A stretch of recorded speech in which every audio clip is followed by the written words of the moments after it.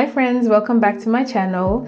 Today in this little corner of YouTube, I will continue sharing my GLP-1 weight loss journey.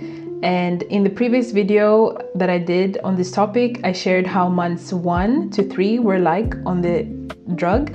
And now I'm gonna share more about months 4 to 6. These months were definitely not as dramatic as the first one, where I basically lost 12 kilos within like the span of 3-4 months.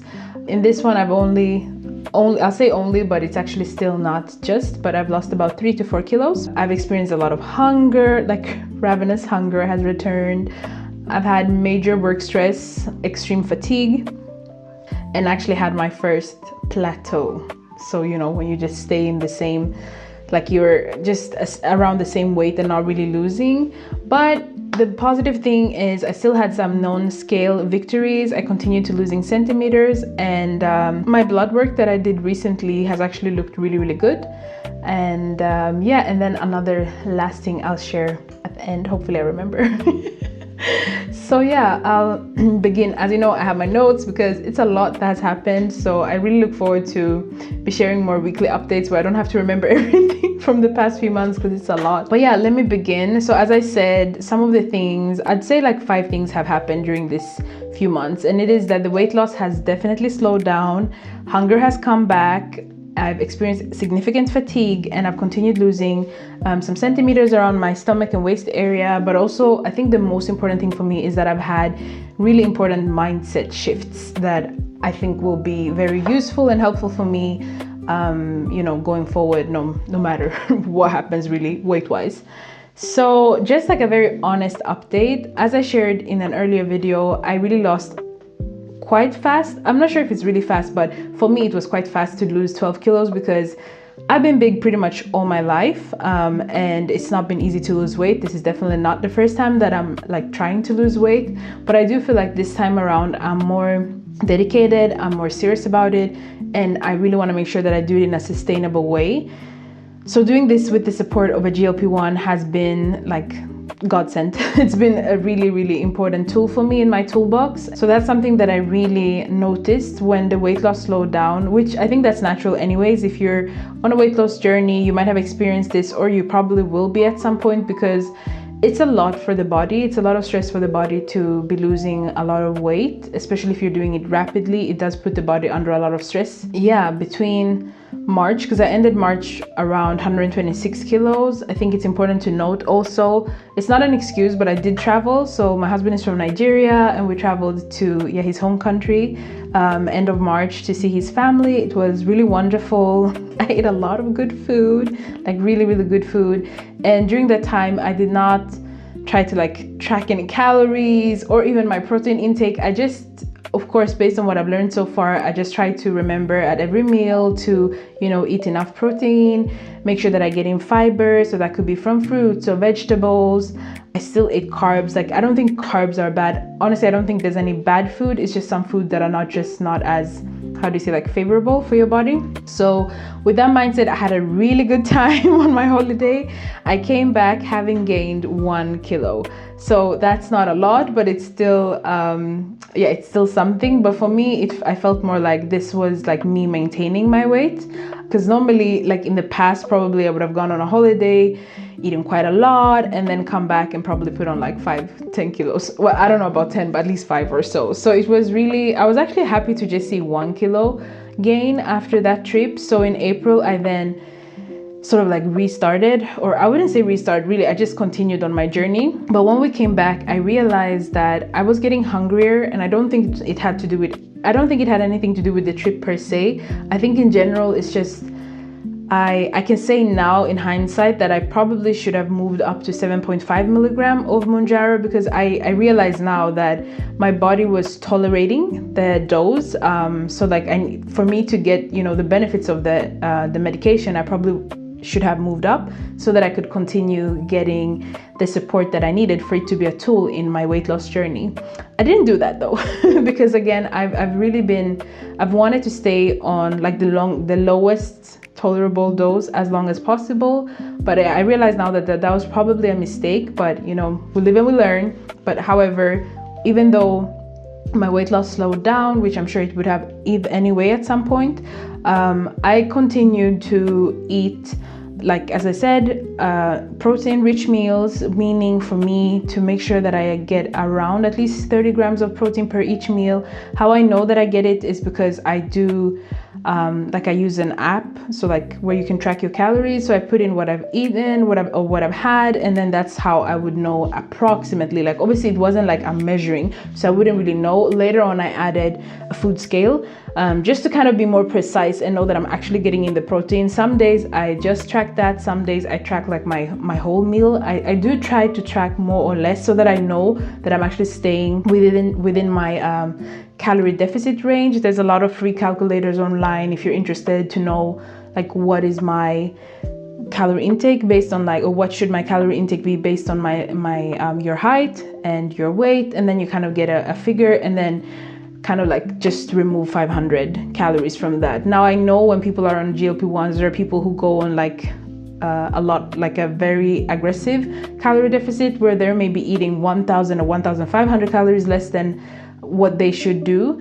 to maintain their weight. For me, I've not been that aggressive, so that could also be a part, if I'm going to be honest, of why I've not like continued to lose weight fast.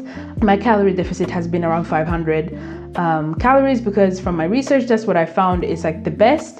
And I know some days it's been closer to 800 or even 1,000. Those are like really days when my appetite was very suppressed. That was probably more in the beginning. Now that my body is more used to the medication, it has not been suppressed to that extent. So like I think I said it before, like I do experience hunger. It's not like I don't have hunger at all, but I think it's good that I'm experiencing hunger, because it helps me to know how I should deal with my hunger the way I would even if I wasn't on this medication, you know, so that I can actually make better lifestyle choices. So that's one thing. And then obviously during I would say April, May, I noticed my portions were getting a bit bigger than before. Again, I think I was tolerating it more. I was getting used to the medication. And I could eat more, but also I feel like I needed to eat more, because and I think this has happened before actually. It's not just because I'm on this medication. I've noticed whenever I start to strength train, I get hungrier and I want to eat more. Now I'm not craving like sugar and sweets the way I was before. That has happened like just in the last few weeks, which I'll talk a bit more towards the end of the video. But generally I want to have like proper food. Like I don't want fast food, I want proper food, whether it's meat or fish or, you know, whatever it might be, but like just proper food, not just a bar, even though I've had protein bars and like protein shakes to help me get in my protein intake, because as I said, I try to have 30 grams of protein with each meal, and my goal for the day is actually to get in 130 grams of protein. That's a lot of protein to get in a day. If you've ever tracked, you would know like that's quite a lot. So it's not that easy, but I'm still trying to do it. Some days I fall short, that's fine. I don't force myself. Some days I eat above it, which I don't know how it happens, but it does. So yeah, that's it. And then moving on from like April to May, something that I realized in, I think it was around, May-ish, early May, I got the side effects. So now I'm going to talk more about my side effects. During those months, I realized that I started having like these sulfur burps. I don't know why, which is like when you're burping and like you get this like weird egg taste in your mouth. Yeah, like rotten eggs. Like I don't know, it's nasty, so I'm not gonna get into it. But yeah, it's not. I've seen that other people have this as a side effect. It's not been so nice. I don't have them like consistently. They've been coming and going, but those are the like new side effects that I realized during this few months. Also, I felt like I had like a bit of a brain fog where things are a bit, I don't know, it's like a bit hard to concentrate, like I'm forgetting stuff. But I also think like that's part of something bigger, not just like, I don't think it's just a side effect of the drug, because I've had a very stressful period during the whole spring basically at work. Like I don't want to get into my work stuff, but yeah, it's been a lot. So I also understand that I've been under a lot of pressure, and that also has not been super helpful for my weight loss journey, because I've been very stressed at work, which obviously affects other areas of my life. I've had a bit of headaches, but I noticed that it's more like on days when I'm not hydrating myself enough. So when I've not had enough of water, which I also try to track in an app just to make sure that I at least get 2 to 2.5 liters a day, especially on days when I work out, because I need it. And then I also add some electrolytes in my water when I on days when I exercise. And another new, I would say, side effect is like this extreme fatigue, which also happened around April. So I came back from my vacation very well rested with a lot of energy, and then suddenly I don't know how to describe it. It just dipped, and suddenly I could it was really bad, guys. And I still have the fatigue, where it's been really hard to wake up some days. Like, it's been really, really bad.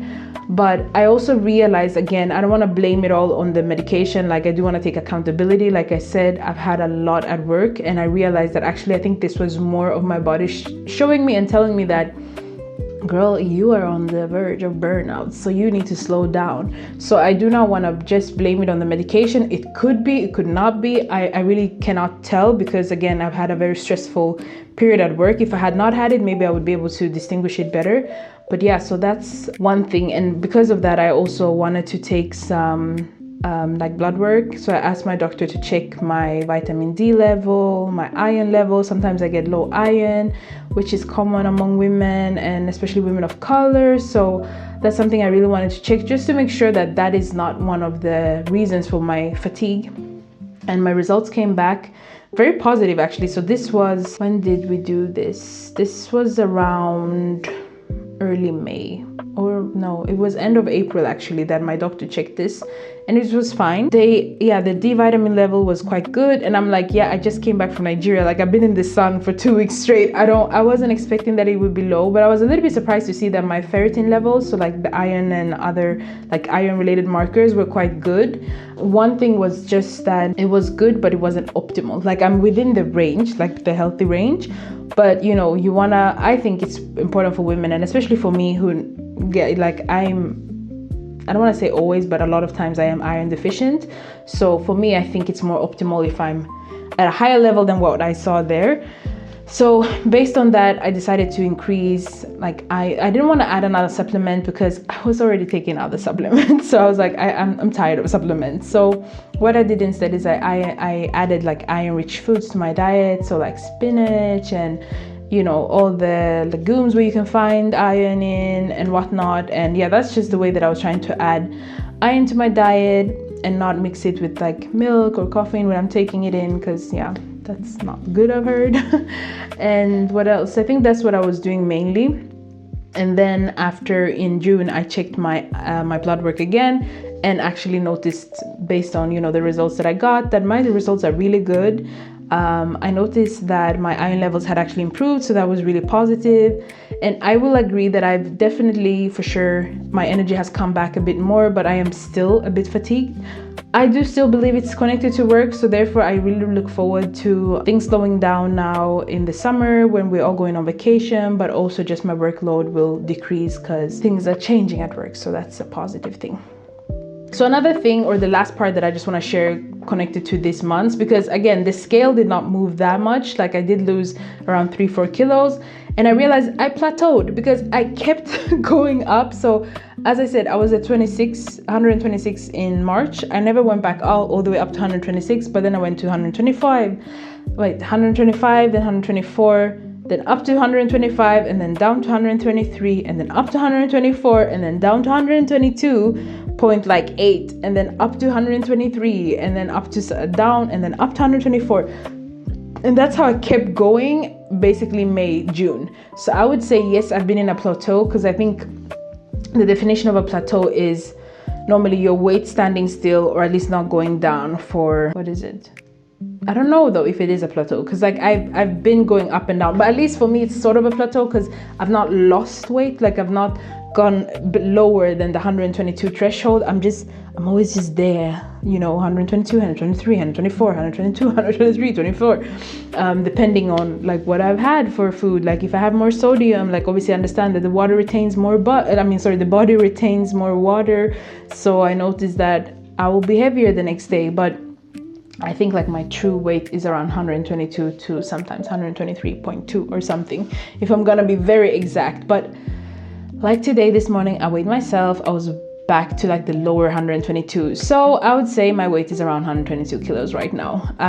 So I mean, that's still good. Obviously, it's not I've not gone up to 126, so that's at least positive, but I'm looking forward to going lower than that in the next few months. Obviously, I will be making some changes to my diet to also see like what can I do on my part, but I also understand that I probably do need a bit more support from the medication, so I will definitely be going up a dose. I think I mentioned it in one of the last videos that I was gonna have a conversation with my doctor, and my doctor agreed with me, so she prescribed me the 7.5 milligram. But I still have one last batch of 5 milligrams, and guys, these drugs are not cheap. So I will actually use that one for, what will that be? So the month of July, and then in August move up to 7.5. And that's more, honestly, it's more of a financial decision because it's not cheap. And yes, I need more of the support, but I also feel like I at the same time want to work with like what I can change and what I can do in terms of, you know, my exercise and just my food. Like, I know I've not been in like an extreme calorie deficit. I'm not trying to do anything extreme, but I'm sure I can, you know, change it a bit. So like, look at my what I'm eating basically is what I will be doing more now going forward, to see if that can help me a bit. And what else? Yeah, and another thing I think during these months, especially going from the fatigue in May, and I mean, I'm still a bit fatigued, but not as much as I was. And so for me, I think really May, June has been really a lot about looking at what are my other non-scale victories, because it's like, okay, I've not been losing as fast. Some days I've not even lost. Some days the scale has gone up, okay? But like, what are you gonna do when that happens? So that it has been so important for me to still just stay the course and, you know, just keep showing up, keep eating right, keep, you know, moving, trying to get in my 8,000 steps a day. Some days I don't. Like, it's been really rainy the past few weeks here in Sweden, so it's been fine. I didn't really get in all my steps, but even with the rain though, I've gone out, but some days I just haven't been able to, maybe because of the fatigue or whatever. I don't force myself, but I try to get in my movement when I can. One of the days I was like, I'm not gonna be able to go out. I told my husband, you know what, let me just put on a workout. It was like a dance workout thingy, and I did it in the living room, and that was like my movement for the day, and it was fun also. And I love dancing. I normally dance once a week either way, so that was really good, and that was my way of getting in some movement and some steps. And those are the things I would say that I focus more on in these past few months. Like, what are the mindset shifts I have to do for this to be sustainable with or without the medication? And for me, as I said, that is really focusing on the non-scale victories. And I noted some of those down just to, well, remember. And one of the things is just the importance of rest, for example. As I said, I've been a bit fatigued, not even a bit, I've actually been very fatigued. And so for me, it's been really important to go to bed early. Sometimes I don't, but I've tried. And my husband knows, like, sometimes I really just want to like chill in the evening, talk to him, but then I'm like, I'm really tired and I know I'm going to be so exhausted if I don't sleep on time. I'm going to bed. And like, just sometimes you just have to do that for, you know, for my own health, for me to wake up and, you know, show up better. For him, for myself, you know, for the people around me. Recovery has been really important after the gym sessions. And as I mentioned, like, I've tried to have some supplements, for example, taking electrolytes to help me with hydration, but also there's magnesium in there, which I know is really important and good for recovery. I've started taking creatine. Is that what it's called? Yeah, creatine. I think it's specifically creatine monohydrate. I have to check again, but yeah, with the creatine anyways, to help me with my energy levels and to just get more energy when I'm doing my workouts. I've not taken it long enough to say that I've noticed a big difference, but I do feel like, I don't know if it's just placebo, but I do feel like I have a little bit of more like, what do you say? Like energy when I'm strength training. Then another thing is, like, I noticed I can lift heavier at the gym. Like, that's what I've been celebrating. Like, I'm actually getting stronger. My clothes are fitting more comfortably. Some clothes are even too big. Like, that obviously means that, yes, I might not be losing weight, but things are definitely happening in my body. Like I said, we traveled with my husband in March, April. Guys, do you know how uncomfortable it is being a big girl and not fitting into your airplane seat comfortably? I don't know if y'all ever experienced that.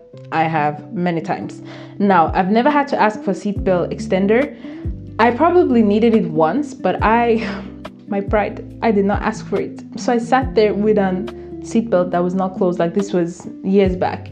And I remember just the embarrassment that I felt, like, wow, I'm really this big. Like, I can't even close the seatbelt in a plane. I did not experience this time around, and that was just for me such a relief, because it has been a constant thing, like when I'm traveling, where I'm like, oh my god, I hope I fit in the seat. Like, that's like, if you're small, you don't have those thoughts, but like I know I'm not alone among the big crowd. Like, I know I'm not alone. And just being able to travel comfortably with my husband, we even traveled to where he's from, like his family side, from a bigger city, and those planes are so tiny, and I still fit, and I could close the seat. Like, it sounds so silly, but like that for me was like a victory. I'm like, yes, I can tell that I'm losing weight, and not just that, like I'm becoming healthier.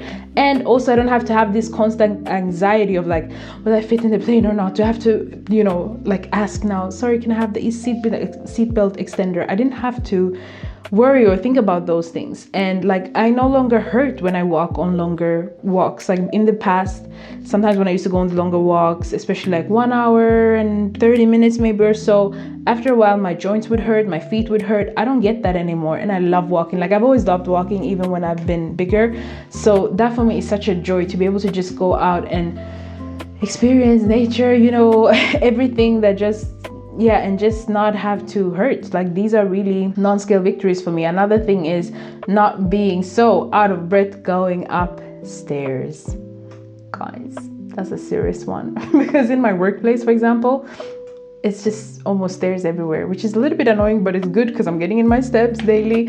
But also being able to do that and not be like after, for me, these are serious non-scale victories. And of course, as I said, my getting back my stats on my blood work and seeing that it was all good. And the last thing is obviously my measurements, the fact that I've lost 4 centimeters around my stomach, hips, both my thighs, and and like obviously the waist area. So that for me is like, I can't even put it in words. So yeah, I'm just really happy about this journey. And thank you guys for tuning in. Thank you so much for listening to my story. Obviously, I'm documenting it for me to see the changes and just, be able to go back and just see how far I've come when, I'm there further. But also, I'm here to encourage you guys. If you are on a weight loss journey, I think I said fat loss in the last video, but yeah, obviously it's fat loss, but I mean, it's still weight, right, coming off of you. So if you are on a similar journey, subscribe, share with somebody else if you know it can encourage someone else. You are not alone in this journey, okay? It's not easy, but like something I really learned this few months is just stay consistent. It doesn't matter even if you're not seeing the results you want right now, but just stay consistent. And that's something that, if I can encourage you with anything this week, just stay consistent with whatever it is that you're doing, whether it's some really, really tiny thing for your health. Just continue. You will see the results, and you'll be proud of yourself for sticking with it as well.